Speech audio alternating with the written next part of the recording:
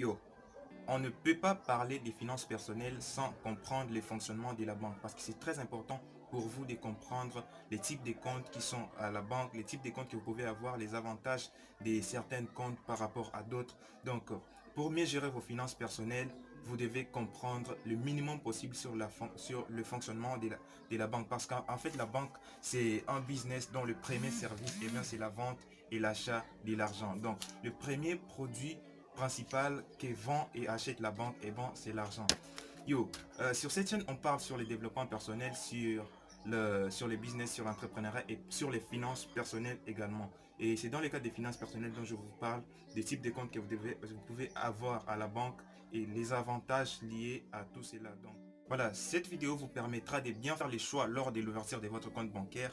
Eh ben, je tiens à vous signaler que c'est très important d'ouvrir son compte, son premier compte bancaire étant jeune parce qu'on a beaucoup d'avantages lorsqu'on ouvre son premier compte bancaire ou son compte bancaire étant moins âgé que la plupart des clients de la banque parce que il y a des services, tous les services, la plupart des services pour la plupart des banques, la plupart des services sont vraiment gratuits pour ceux qui sont jeunes, ceux qui sont encore étudiants parce que la banque sait que tu n'as pas d'argent, tu n'as pas des revenus, mais tu crées le compte quand même. Et puis, c'est avantageux parce qu'au fur et à mesure que tu es en train d'utiliser les services de la banque, tu es en train de comprendre le fonctionnement de la banque, les avantages, les pourcentages, les taux d'intérêt et tout ça. Donc, cette vidéo va permettre à tout le monde de pouvoir bien faire le choix de la création de son compte bancaire. Donc, les types de comptes que tu dois choisir par rapport à ce que tu veux.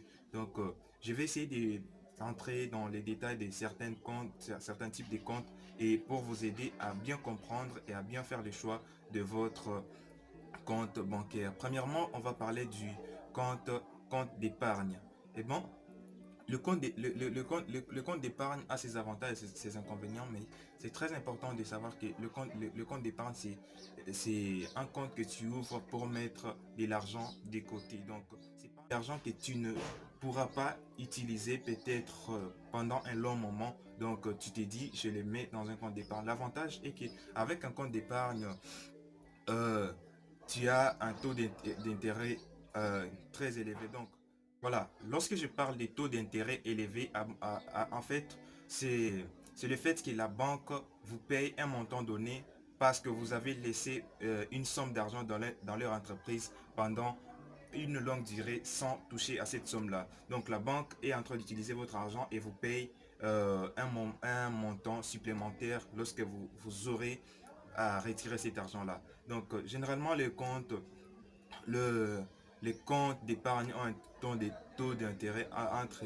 2 et 5%. Ça peut être même au-delà, mais je sais pas. Moi, actuellement, j'ai un compte d'épargne qui a un taux d'intérêt de 4%. Il faut également savoir que la plupart des banques vous permettent d'accéder à votre compte d'épargne seulement deux fois, donc à deux reprises. Donc, vous n'avez droit qu'à deux retraits pendant une durée d'un mois. Et le troisième retrait, si vous faites un troisième retrait, il vous sera chargé un montant exorbitant. Donc, c'est dans le cadre de vous encourager à épargner que la banque vous permet juste à faire deux retraits par mois lorsque vous avez choisi un compte d'épargne. À part ça, le taux d'intérêt, c'est très élevé et c'est avantageux si vous avez. Donc, je vous encourage à opter pour le compte d'épargne si c'est de l'argent que vous allez garder pendant un long moment. C'est de l'argent que vous n'aurez pas besoin pendant un long moment. Donc, vous les gardez à la banque sans pouvoir les toucher pendant un long moment et vous aurez des taux d'intérêt avantageux. Voilà. Passons au compte courant. Donc, le compte courant, eh ben, c'est un compte où vous mettez de l'argent que vous aurez besoin. Eh ben, c'est un compte très flexible. Donc, vous pouvez faire des virements avec, vous pouvez faire des paiements avec, vous pouvez faire plusieurs retraits avec. Donc, comparativement au compte d'épargne, eh ben, euh, avec le compte courant, vous avez plus accès à votre argent à tout moment, disons.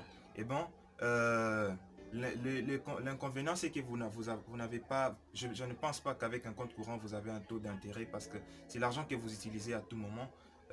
Non, pour ça, je dois me renseigner, mais je ne pense pas qu'il y a un taux d'intérêt pour le compte courant.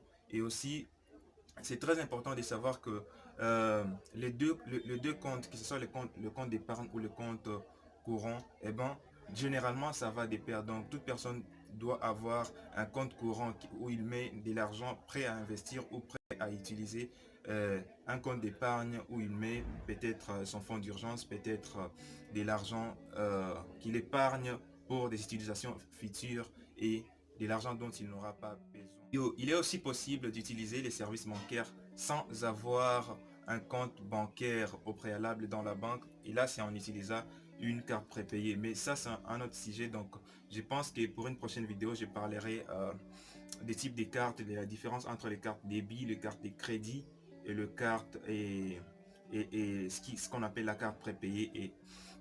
Et bon, parce qu'en fait, nous faisons la confusion. Toutes les cartes, nous les appelons des cartes de crédit, mais il y a une différence énorme entre toutes ces cartes-là. Donc, je vous remercie d'avoir suivi cette vidéo jusqu'à la fin. Et si vous êtes nouveau, abonnez-vous à la chaîne et laissez-moi un like sur cette vidéo.